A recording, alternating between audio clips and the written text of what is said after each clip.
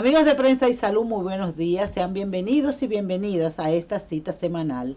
Como siempre, recordándoles que llegamos a ustedes gracias a Edenorte y que Edenorte es la energía que se mueve.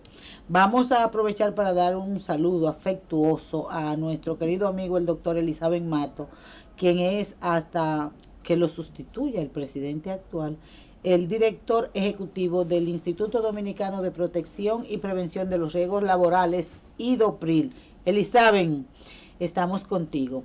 Señores, de vez en cuando y de cuando en vez, la sociedad dominicana en su conjunto, el país, los medios de comunicación y todos los sectores sensatos del país, pues son conmovidos por algunos hechos que real efectivamente nos ponen a pensar si somos un país, si somos un territorio, si somos una sociedad organizada, si realmente hemos avanzado. Y en esta semana que concluye hoy, el asesinato de Liz María, el posible asesinato, porque todavía no ha aparecido su cuerpo, o la presunción del asesinato de Liz María, que vivía con sus padres en Isabelita II, es uno de esos hechos que nos llaman a reflexión como padres, como sociedad, como pueblo. Para hablar la parte legal de este asesinato, como otros que han ocurrido últimamente, en el mismo Sánchez Isabelita, un niño murió hace un tiempo, el asesinato de la adolescente, no, ella ya era una señorita aquí en San Francisco de Macorís, Perla era que se llamaba Emily. Hay una niña Perla Maciel. Fueron otros casos que también nos conmovieron. Bueno, tenemos dos distinguidos abogados. A mi derecha, Alejandro Gómez. Mucho gusto, encantadísimo de nuevo. Y a mi izquierda tengo también Fernando Gutiérrez. A Fernando Gutiérrez. Fernando es penalista. Yo no sé en qué encasillar a Alejandro Gómez, porque él es penalista, es administrativista. Conmigo estudió civil. Vamos a decir que él sabe un poco de muchas cosas, de muchas especialidades del derecho. Abogado de los tribunales de la República, litigante. Lo que nos apasiona.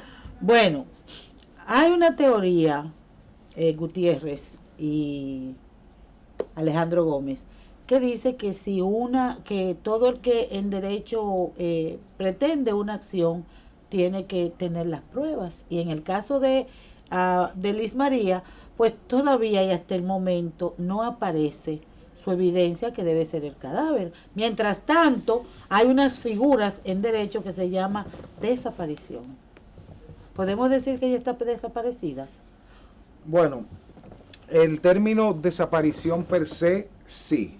Lo que pasa es que ya el término de desaparición es después de cierto tiempo, cuando no se sabe el paradero de una persona. Estamos hablando de que su última vez que fue vista con vida fue el domingo 16 de agosto, alrededor de las 9 de la mañana, y al día de hoy no sabemos. Se presume, porque se ha establecido una persona que ha manifestado que abusó sexualmente y que la asesinó entre comillas, porque es un término bastante amplio y complejo que encierra muchos factores. Pero el término desaparición sí podemos mencionarlo tentativamente hasta que sepamos o nos demos cuenta dónde está la menor de edad en este momento. O sea que podemos hablar entonces de la desaparición de Liz María. ¿Qué tú dices, Alejandro? Porque es que no tenemos las evidencias para decir que está muerta realmente. Mira, en este caso yo no hablaría tanto de desaparición, yo hablaría ya más bien, iría un poquito más profundo dentro del tipo penal, porque tenemos una muy buena prueba indiciaria, que es, vemos la niña cuando entra con vida a la morada del panadero, pero de igual manera... Francisco de los Santos. Correcto. De igual manera, él 1 hora y tanto después, 2 horas después, sale con un bulto y la niña no está. Es decir, o la cargó viva o ya la cargó muerta. Pudiéramos decir, mientras no tenemos... Bueno, pero tú nos estás dando la razón, porque tú estás también diciendo de dos posibilidades, o viva o muerta. Por ende, desaparecida. Exacto. Ahora, si la encontramos con vida, que todavía existe la posibilidad, y es lo que la gran mayoría de la sociedad espera, estaríamos hablando entonces de otro tipo penal. Ahora, si ya encontramos el cadáver, lamentablemente, pues entonces ya tendríamos que abocarnos a distintos tipos penales, siempre y cuando la composición del cadáver permita hacer la autopsia necesaria al mismo y establecer los factores que se han dicho al principio. Gutiérrez, pero antes de establecer los tipos penales, vamos a desmenuzar ausencia, desaparición y muerte. Porque la ausencia, tú lo viste con vida, como es el caso de ella. La desaparición implica que hay una posibilidad amplia de muerte. Entonces yo me inclino por usar el término desaparición, mientras tanto, porque no es menos cierto que ya se le conoce una coerción a Francisco Santos, claro, que es el imputado por este hecho, pero él dijo, yo declaré bajo una presión violenta, que eso tiene una implicación, porque las autoridades no están para hacer eso. Amenaza. Él utilizó el término preciso, amenaza. ¿Qué sucede? Con relación a las medidas de coerción, establece el Código Procesal Penal de que basta con tener una cintila probatoria. ¿Qué es una cintila? De que a la persona que se le indica una imputación o una supuesta imputación de un hecho, debe de existir una cintila probatoria que combine o que unifique al imputado con los hechos. Que lo vincule. Pero una pequeña vinculación. Mínimos. Una cintila, algo mínimo que pueda dar indicio a que ciertamente el imputado que está siendo la persona acusado del hecho tenga vinculación con los elementos probatorios hasta ese momento. ¿Qué pasa? Solamente existe o se dio de unas declaraciones que él daba en la prensa, una declaración el lunes en la noche, me parece, que lo llevaron a la autopista de las Américas, donde él dice que él lanzó el cadáver, que abusó de la menor de edad y que por temor a que la menor fuera a contar lo sucedido, la asesinó y la lanzó al Mar Caribe. ¿Qué sucede? Para la audiencia de medida de coerción, él cambia su versión de los hechos y dice que esas declaraciones que él la dio bajo amenaza, y de ahí el hecho de que es un principio en materia procesal penal de que las declaraciones de los imputados no hacen prueba. Es un indicio y los jueces pudieran valorar un indicio, pero prueba per se no es la prueba idónea en un proceso penal. No es la prueba irrefutable para condenarle. Exacto. ¿Por qué? Porque las declaraciones se pueden dar bajo múltiples circunstancias, y recuerdo que le decía a los estudiantes míos de la universidad desde el domingo en las distintas materias, el transcurso de la semana, decía, no sabemos bajo qué condiciones esa persona dio esas declaraciones. Me decía, no, profesor, pero que él declaró, sí, él declaró, él dio unas declaraciones, pero no sabemos qué hay detrás, no sabemos si tiene problemas mentales, no sabemos si recibió una remuneración para hacerse cargo de ese hecho. Se puede dar el caso, y se han visto casos donde a personas se le pagan para que asuman la responsabilidad. Yo no quiero todavía entrar ahí, Fernando, porque hay una pregunta con esa relación. Okay. ¿Qué tú dices, Alejandro? ¿Estamos ante la desaparición o qué podemos decir legalmente? Porque la mayoría de mis colegas periodistas no son abogados ni manejan el lenguaje jurídico, y además se supone también que en esta fase de la investigación debe ser secreta, que no lo es, aunque este es un caso de orden público también. Porque involucra menor. Tú ves, porque involucra a un menor de edad y porque hay una violación a lo más sagrado que tiene una persona, al valor más supremo, que es la vida. Y se supone que esta fase debe ser secreta, que yo no sé cuándo vamos a evolucionar como país hacia esos estadios de confidencialidad, porque si después resultare lo que está planteando Gutiérrez, entonces Francisco de los Santos tiene un derecho que le ha sido violentado. Así mismo es. Háblame de eso. Sí, muy perspicaz, muy acertada, como siempre, Berky, tú. Yo diría, y ciertamente, aunque este elemento es adornado por muchos, este caso es adornado por muchos elementos, hasta este minuto la niña está desaparecida. O sea, no podemos decir otra cosa hasta que no encontremos el cuerpo con vida. Hay unos elementos que podemos deducir, nos pueden llevar hasta pensar qué ha pasado con la niña producto de esas declaraciones, pero ya vamos a ir adelantándonos y profundizando aquí con el amigo Fernando. Fernando, el juez le puso una medida de coerción fuerte. Claro que sí. 1 año, 6 meses. Impuso la más grave, La más empezando alta, que es la prisión preventiva y el tiempo máximo de prisión preventiva que establece. Sí, se fue la a los normativa. extremos el juez. A ambos extremos. La medida de coerción más gravosa y el tiempo más amplio de la prisión preventiva.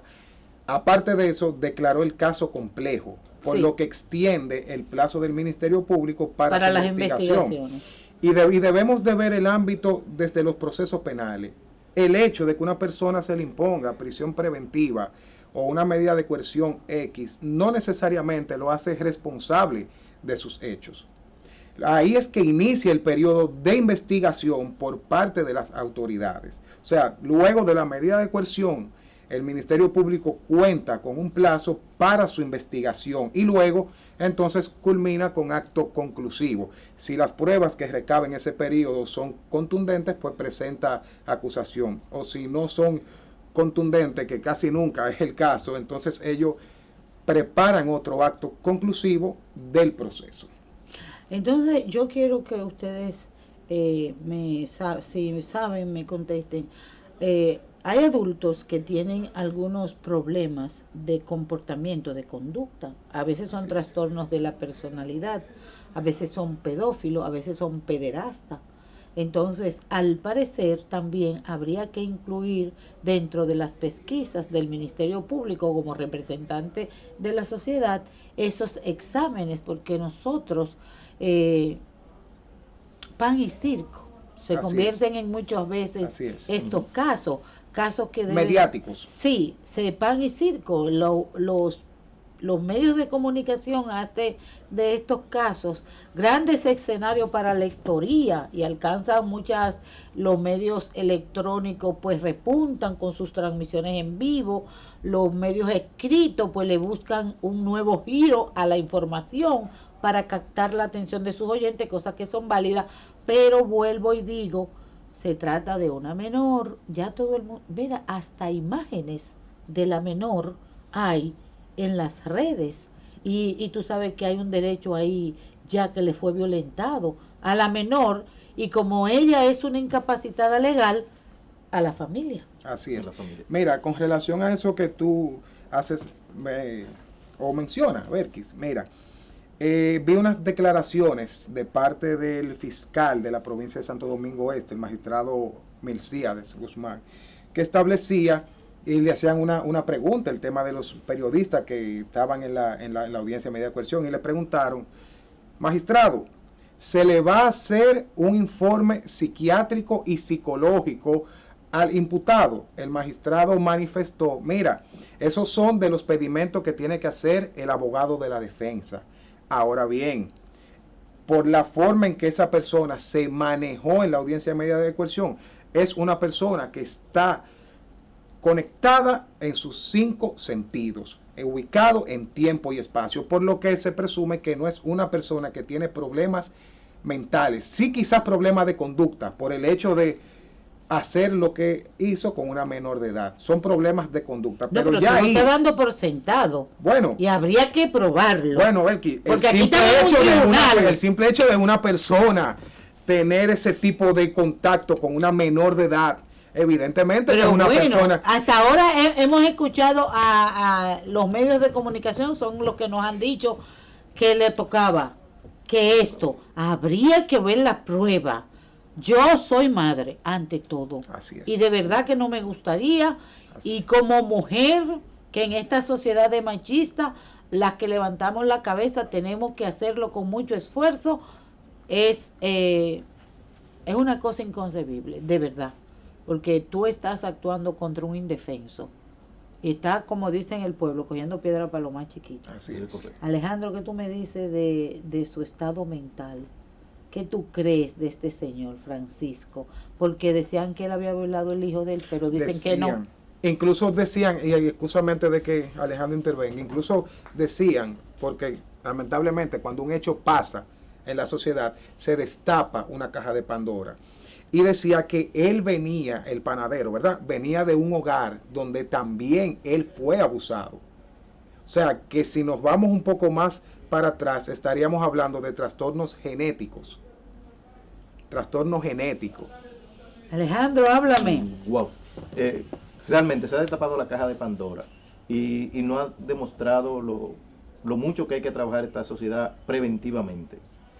Concuerdo con Fernando, el individuo, vi la entrevista a orilla del mar, vi todo, y el tipo está totalmente ubicado. Hay, sí, claro que sí. Hay una presunción muy poderosa que dice que él dice la verdad.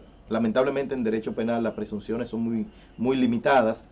El juez no puede hacer acopio a presunciones, y la mayor presunción a la que puede hacer acopio es a su inocencia, que eso es más que una presunción, derecho fundamental. Un estadio que él tiene, no es una presunción, es un estadio, pero que es al Ministerio Público que toca destruirla. El Así fiscal es. en su papel acusador ha hecho lo correcto. Hay una sociedad que está sentida, no es necesariamente el tema amarillista, pero sí es a la defensa que le corresponde. Entiendo yo que tenemos una defensa pública, una defensoría pública muy bien preparada, que en dado caso que asuma esa defensa, la defensoría, y pedirán esa expertise y otras muchas más a fin de garantizar la defensa de ese Ustedes que litigan en derecho penal saben que cuando los medios de comunicación le dan mucho seguimiento a los casos, tanto el juez como las partes y la representación legal se sienten un poco presionadas. Y es a lo que la magistrada Katia Miguelina Jiménez del Tribunal Constitucional siempre ha tenido ella la inquietud de que hay procesos que son, señores, deben ser procesos privados, aunque la audiencia son orales, públicas y contradictorias, porque independientemente de la vinculación de que lo haya hecho o no, ese señor ya está condenado. Ya Así nadie es. le quita el San Benito de Así arriba. mismo, tiene una condena social. Exacto. Es una condena social. Mira, y si me permiten hacer un paréntesis, Claro que sí.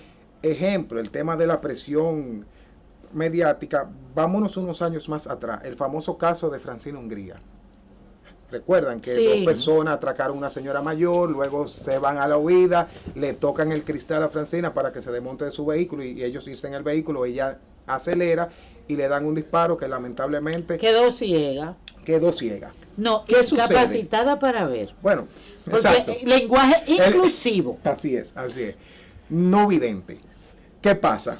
El caso se manejó muy mediático. En las prensa, incluso fíjense que al día de hoy ya Francina cuenta con una fundación. Fue un caso manejado muy mediático. Y el Ministerio Público, hay que decirlo, lamentablemente, se apoyó en esa prensa mediática. Cuando ella es juzgada, obtienen un descargo. Los 3 imputados obtienen un descargo. Por lo siguiente, la defensa magistralmente le dicen a sus imputados no declaren. ¿Por qué? Porque ya la señora, quien ellos atracaron antes, manifestó como testigo de que no recuerda haber visto quiénes fueron esas personas. Al Francina quedar no vidente, no puede identificar. Entonces, quizás si ella escucha las declaraciones de los imputados, porque ella le dicen desmóntate, y por el otro lado, otra persona que vocea, dispárale. Si se escuchan las declaraciones, quizás ella puede identificar una voz. Sus abogados estratégicamente dicen a los imputados no hablen. El video que aporta el Ministerio Público es un video totalmente borroso.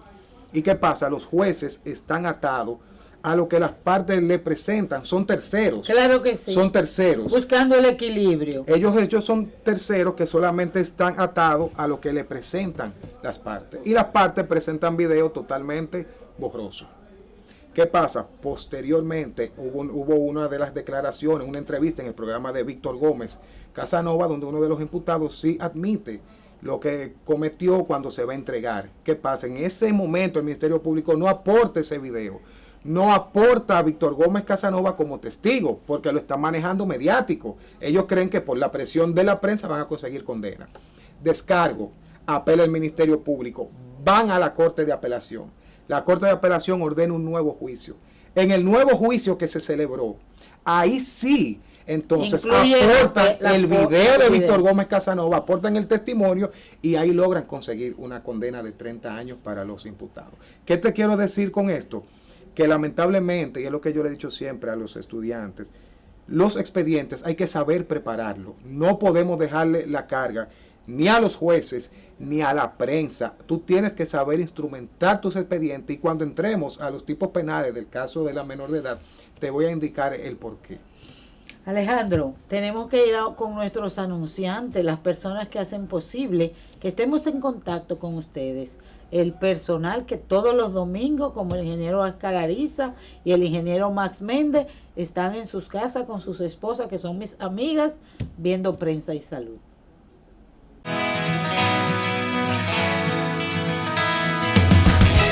El Idopril es tu aliado a la hora de recibir los tratamientos y atenciones que necesites en caso de un accidente laboral. Trabajador, accede a nuestro portal web www.idopril.gov.do y conoce todo lo que podemos hacer por ti. Idopril, salud y seguridad laboral, responsabilidad de todos. Para mí el tiempo es oro.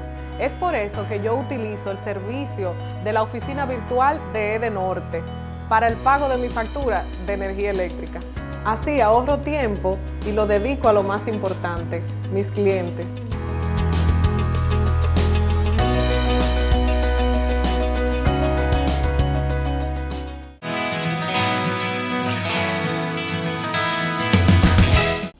Seguimos, estamos hablando de la desaparición y el posible asesinato de Liz María, una jovencita de apenas 9 años, una niña del ensanche Isabelita II. A propósito, ¿es un asesinato o un homicidio en caso de que aparezca el cuerpo sin vida? Homicidio. Mira, me inclino yo. Mira, yo me inclinaría. Porque no es lo mismo. Mira, si No, se comprueba, no, imposible, jamás. Un asesinato es un homicidio agravado, que conlleva circunstancias que agravan ese homicidio. Atenuantes. No, Agravantes. Agravantes. ¿Qué pasa con eso, Berky? Mira, si el cuerpo aparece y se comprueba y se vincula al panadero con ese homicidio, lo convierte en asesinato. ¿Por qué? Porque hay premeditación. Él la invitó a su casa a que fuera a buscar un celular, que le iba a regalar un celular para aprovecharse. Hay una premeditación. Sí. ¿Cómo, Alejandro, entonces tratar? Pero no premeditación para matar. ¿Cómo para utilizarla? ¿Cómo vamos a calificar aquí a la mamá que ya la niña le había expuesto? Porque esa es otra cosa. Ahora nada más el panadero, Francisco Santos, pero la niña le había advertido de lo que le estaba pasando a su abuela y se lo había también comunicado a su mamá. Y parece ser también que el papá de la niña algo sabía, y ellos estaban conscientes de que había una situación anormal. Creo que si apareciera con vida, no hay necesidad de volver a que esa niña vuelva al seno de ese hogar, porque ese hogar no la protegió, no la cuidó. Y qué pena pudiéramos aplicarle a su mamá y a su papá, porque ellos sabían de eso y no la protegieron como buen pater de familia. Sí, este es el tema más triste. Tu casa, tu refugio, es el sitio donde tú más seguro quieres estar. Y debes estar y puedes estar. Pero si en tu casa no te dan el apoyo suficiente, una niña totalmente desvalida y desprotegida, que tú ves la inocencia cuando se está acercando a ese callejón que va a entrar, que mira hacia atrás como me están vigilando, me están tal cosa, y entra con esto, es desgarrador. Indudablemente, no me gusta hacer leña del árbol caído, pero la madre tiene su gran amplio grado de culpabilidad, la familia completa, que no actuaron, la sociedad, el entorno. Es triste ver como en muchos de nuestros barrios deambulan los niños, no tan solo las niñas, niños de diferentes sexos, y no sin gran protección. Y yo me sin pregunto, control. dónde está el Estado en este momento inclusive. ¿Qué pudiéramos hacer con su mamá? ¿La pudiese el Ministerio Público decir que es cómplice? Mira, eso es un tema bastante grave y muy cuidadoso, incluso hasta de uno emitir un tipo de opinión. ¿Por qué? Primero, en materia penal, los hechos son personales. Son personales.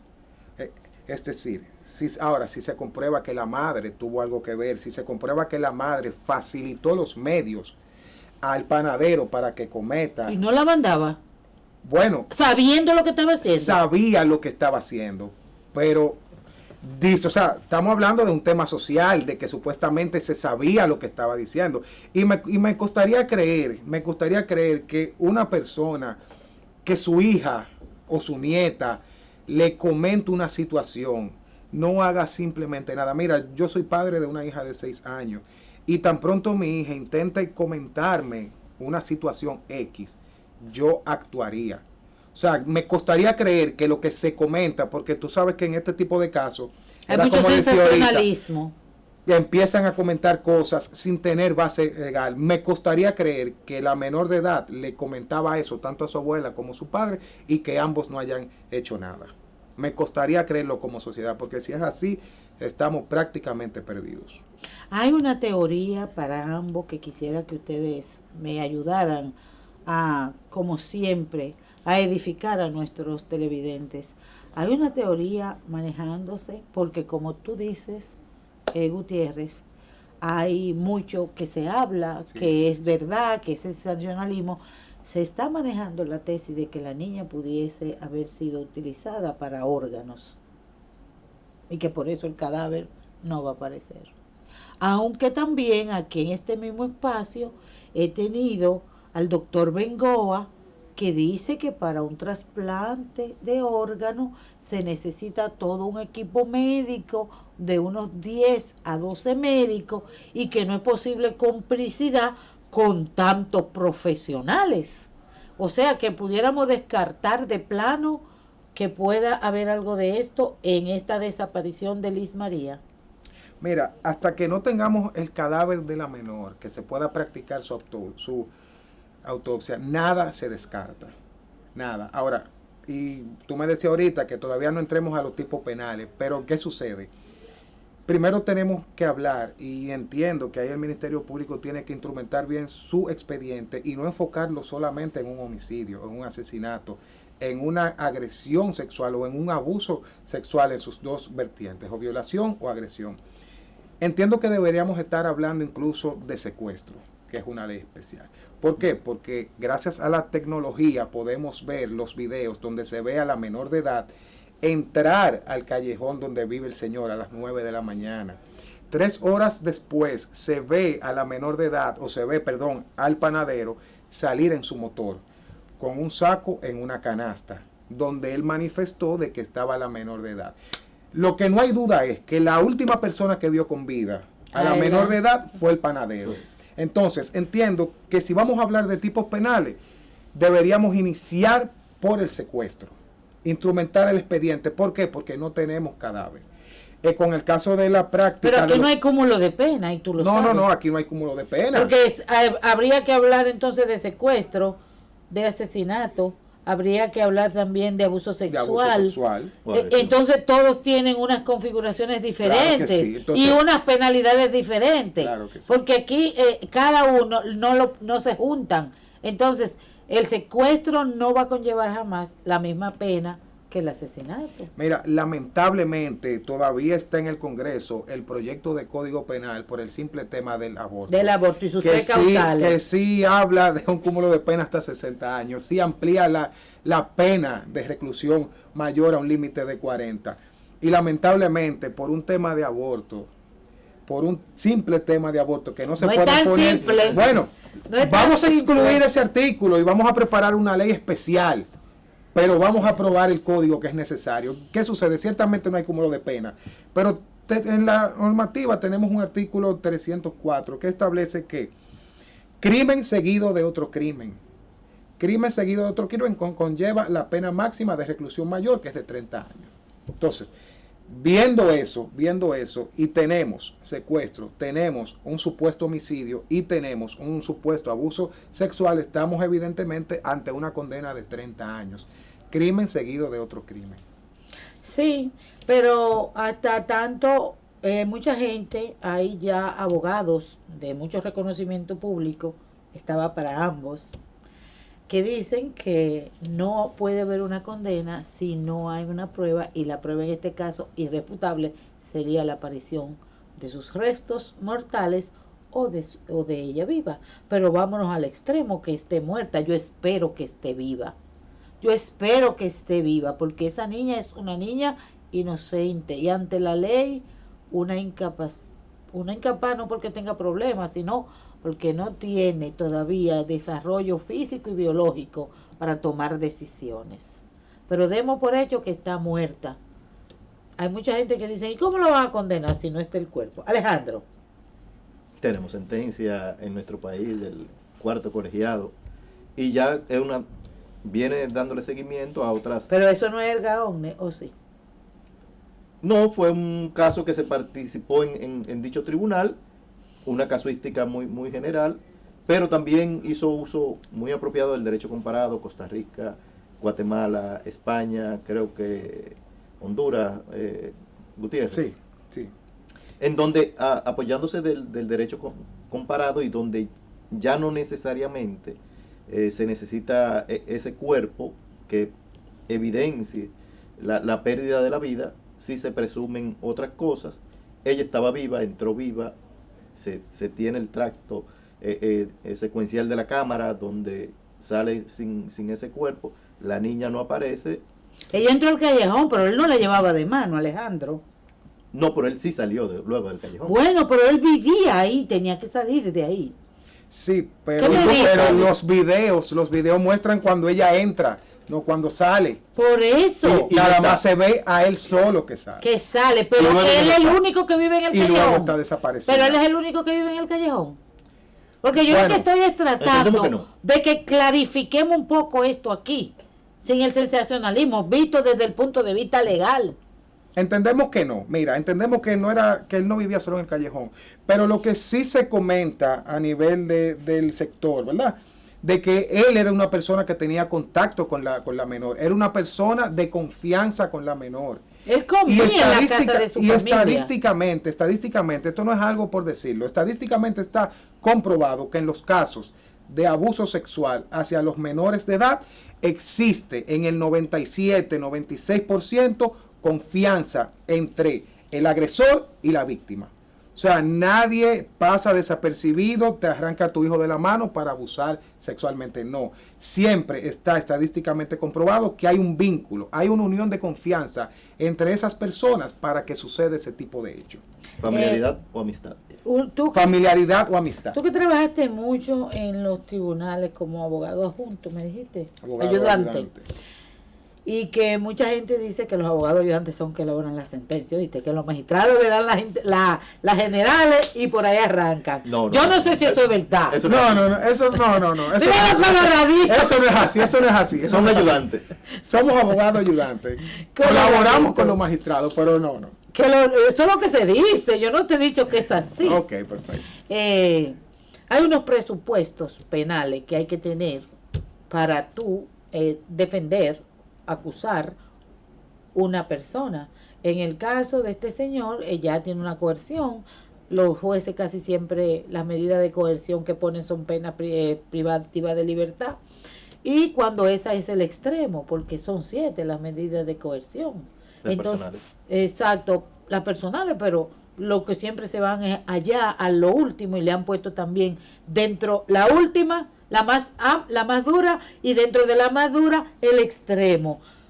¿Te parece que puede ser eso un indicio de que real efectivamente él tenga cosas? Hay mucha gente, hay mucho que cortar aquí, hay un dolor muy grande. Sí, el presidente de la República habló, dijo que está conmovido por el caso, a eso ha venido de nuevo a revivir a revivir otros casos, como la chica de San Francisco de Macorís, que fue embarazada. Carla Maciel, que supuestamente se habla para órganos. Ajá, que no es, me dijo, aquí vino, te dije, el doctor Bengoa, Ignacio Bengoa, que trabaja en Secanó, un profesional brillante, y desmontó eso, dijo, para proceder a extraer un órgano y colocárselo a una gente.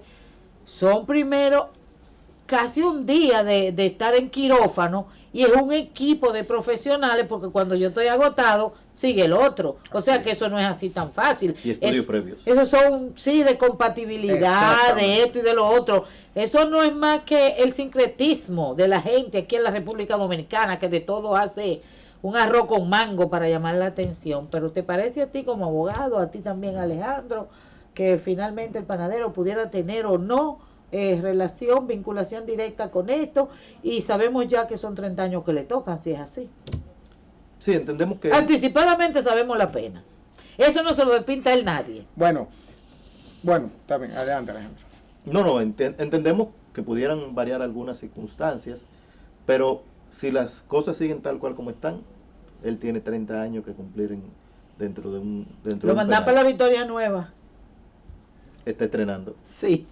Mira, se comentaba y tú manifestabas ahorita de que había juristas de gran renombre que habían estado dando declaraciones, pero esos juristas que dieron su declaración, un día dio una y al día siguiente cambió su versión. ¿Por qué? Porque tenemos un cadáver. ¿Qué es el cadáver? El cadáver es la prueba idónea de que ha sucedido un homicidio, un asesinato, por cualquier motivo. Ahora bien, a ese cadáver hay que practicarle una autopsia. Y hablan los cadáveres. Y los cadáveres hablan por la ubicación del disparo, la cantidad de disparos. El tiempo de muerto. El tiempo de muerto, o sea. Las circunstancias, la sangre cómo está. Hay que hacer una autopsia. Yo estudié eso. Pero sí, se nota. Entonces, ¿qué pasa con esa autopsia? Esas son pruebas certificantes que certifican el deceso. Un homicidio, certifican la forma en que sucede. No son vinculantes. No son vinculantes. ¿Por qué? Porque un informe de autopsia jamás debe decir Fernando Gutiérrez mató a una persona. No. Porque si es así, una prueba la forma en que murió la persona, sí. Sí, pero esa prueba debe estar concatenada a otro elemento probatorio que sí vincule al supuesto imputado con los hechos. ¿Qué te quiero decir con eso? Que por la aparición del cadáver aún hay que analizar, aún hay que hacer informes. ¿Por qué? Porque pudiera darse al traste otro tipo de situación. Habría que ver si dentro de la menor existe semen, si ciertamente fue violada. ¿Y después de tanto tiempo puede aparecer y en el agua? Esa es la pregunta. Esa es la pregunta. O sea, que no es como... Porque hay una descomposición. No es tan fácil. Exactamente, y el tiempo que va. Vamos casi para una semana. Y, o sea, ¿qué es lo que te quiero decir con esto? Que no es tan a la ligera decir, si no hay cadáver, no hay caso. No, como manifestaba Gómez, tenemos sentencias. Hay sentencias, incluso una de este mismo año, de un tribunal que condenó a una persona a 20 años, 30 años me parece, 30. Por un homicidio del 2017. Pero el cual al día de hoy no se sabe dónde está ese cadáver. Pero yo le digo que es un tribunal, tú dices la cuarto colegiado, pero no, sus decisiones no son erga omnes. No, pero sienta una jurisprudencia, que es lo que se busca. Sienta un precedente. Jurisprudencia. Vamos a una pausa comercial, creo que la última, y volvemos con ustedes aquí en este su espacio, Prensa y Salud.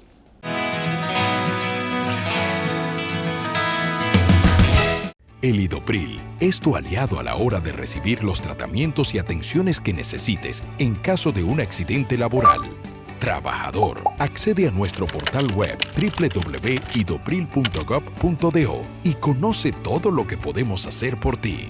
Idopril, salud y seguridad laboral, responsabilidad de todos. Para mí el tiempo es oro. Es por eso que yo utilizo el servicio de la oficina virtual de Edenorte para el pago de mi factura de energía eléctrica. Así ahorro tiempo y lo dedico a lo más importante, mis clientes.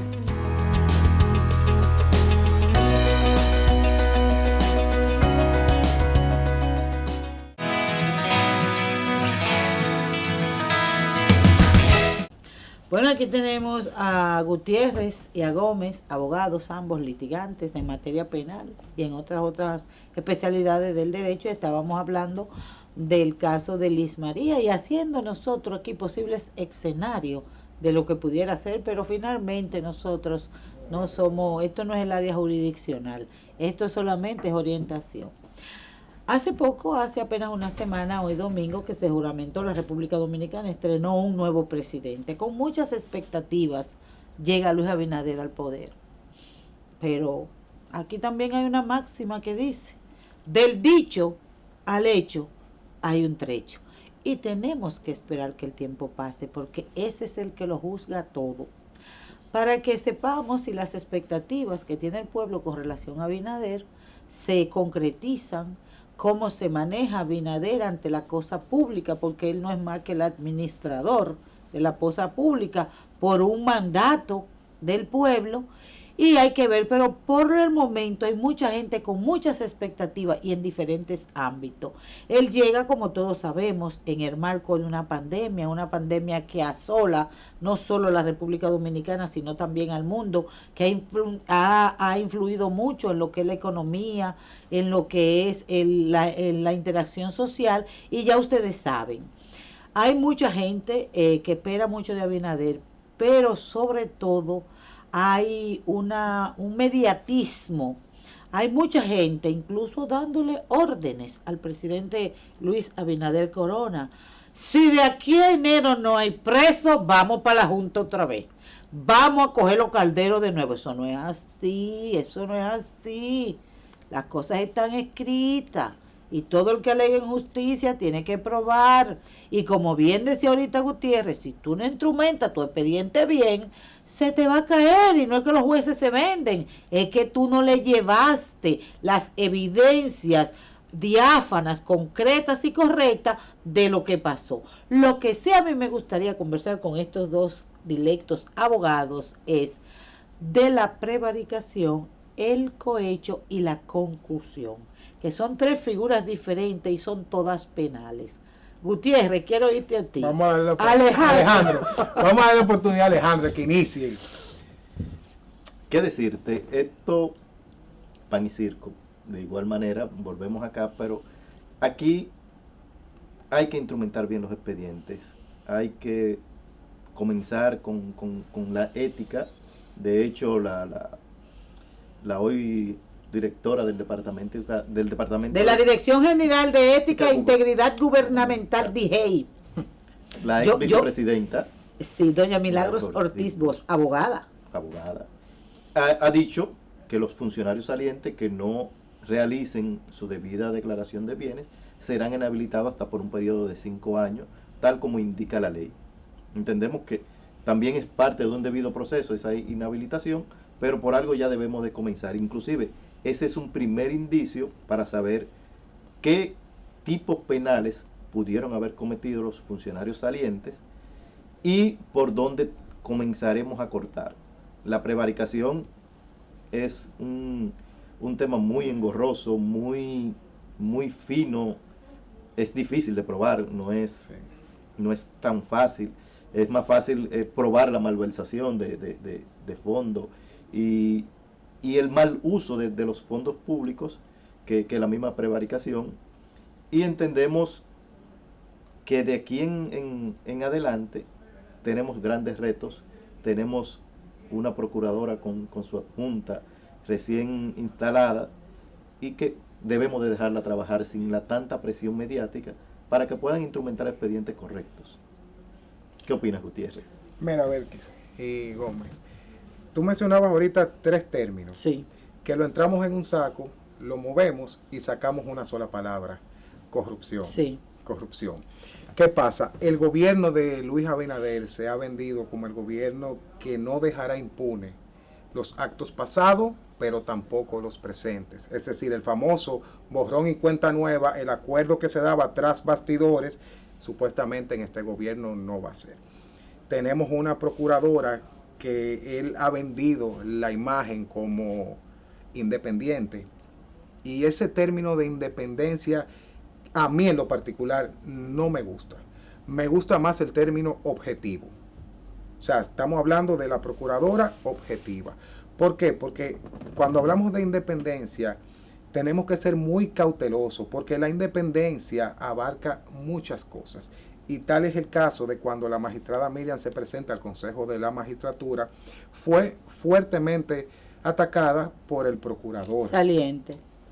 El presidente Danilo Medina al lado no paró ese ataque. Lo que se entendió en los predios, en los pasillos de los tribunales, se entendió que fue mandado a hacer. Entonces, tenemos una procuradora que dice que va a iniciar las investigaciones de los casos de corrupción que ha dejado el procurador para darle continuidad o tomar su curso, y que también va a investigar nuevas acusaciones. Vimos que el viernes pasado, Es una cosa sorprendente esa. vimos que el viernes pasado salió a la luz de La fiscalía.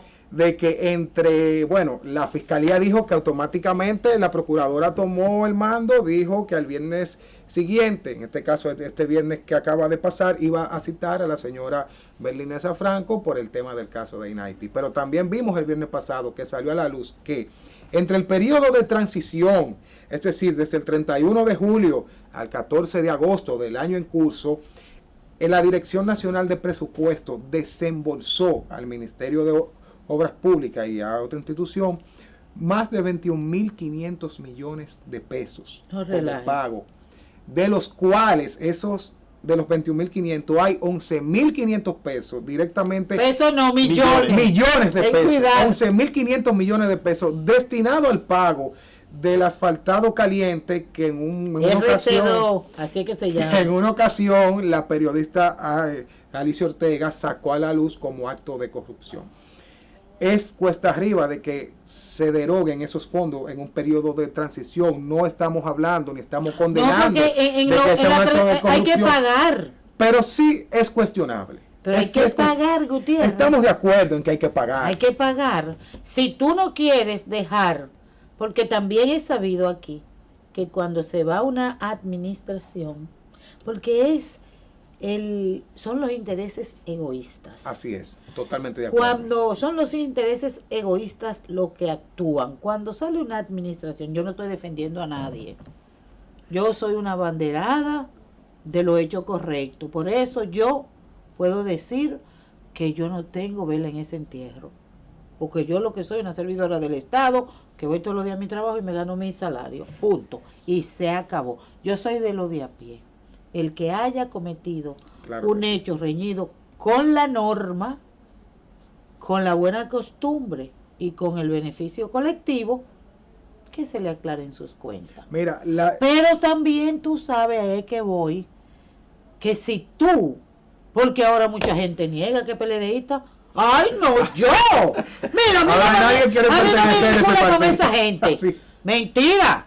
Pero si usted tiene el derecho, la Constitución se lo da. Claro. Libertad de cultos, que yo soy sureña, de cultos. Pero ¿y por qué usted niega que usted es miembro del PLD, que usted trabajó con el PLD, que ese era el partido que le gustaba? Claro que sí. Porque aquí hay una falta de oportunidad. Entonces, así mismo hay gente que la vinculan empresarios con determinados partidos. Que no sueñe, déjame ver si tú tienes fiebre. Que no sueñe que le van a pagar dinero. ¿Y qué hacen los gobiernos antes de irse? Le pagan a su A gente. todo el que dé. Así a que no todo. me diga que pagaron Mira, 21.500 pero millones. lamentablemente yo tengo personas conocidos que el gobierno salió y tienen deudas pendientes con ellos como suplidores del Estado. ¿Qué pasa con las autoridades nuevas? Que cuando ellos vayan a reclamar su pago, tienen que estudiar bien si ciertamente hay deudas. Ya pendientes. lo sabe. Entonces, Ya a una lo parte sabe. sí se le cumplió y a otra parte no. No, Pero a mira, los más pegados siempre le dan lo de ellos. eso le comentaba yo. De eso te faltó alguna cuña ahí adentro para que te salga tu Claro. pago a tiempo. Mira, a ver, que tú comentabas sobre que las personas decían el Vox Populi de que en enero, si no hay preso, volvemos a la Ah, no, junta. hay instituciones que ya han hecho amenazas. Y eso es penoso, escuchar ese tipo de cosas. ¿Por qué? Porque sí sabemos que hay personas que quizás desconocen el derecho, pero tú volverte un papagayo y repetir lo que tú escuchas de otro lado no es sano. Incluso yo a mis estudiantes, les decía, no repitan lo que ustedes escuchen, No, claro que lo que no. vean en la prensa no lo repitan, escudriñen, estudien y saquen sus conclusiones. Eso es lo que yo digo. Mira, Eso un no es caso así. de corrupción no se arma en un mes, no se arma en 2 meses. puede incluso conllevar hasta un año en instrumentar un buen expediente. Y ahí volví al tema anterior, instrumentación de los expedientes. No hagamos expedientes para un clamor social, no hagamos expedientes de corrupción para callar a un sector. Hagamos expedientes de corrupción, si existió o si existe, contundentes, fundamentales, que tengan condena, que la justicia pueda juzgar y pueda emitir una sentencia, que es lo que tanto la sociedad anhela.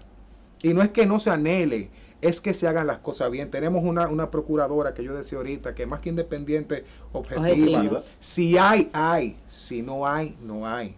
Entonces vamos a dejarla que tome. Pero le quiero hacer una pregunta a ustedes que son ciudadanos de la República Dominicana, al igual que quien os habla. Yo estimo, mi humilde opinión, que las autoridades actuales van a intentar por lo menos que alguien coja piña. Sí.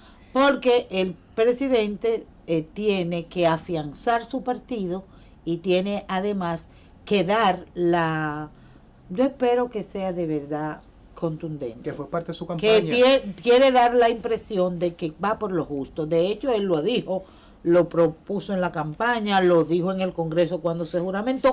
Eso es lo que yo pienso. ¿Qué tú piensas? ¿Lo va a hacer sí o no, Alejandro? Lo va a hacer y debe de hacerlo.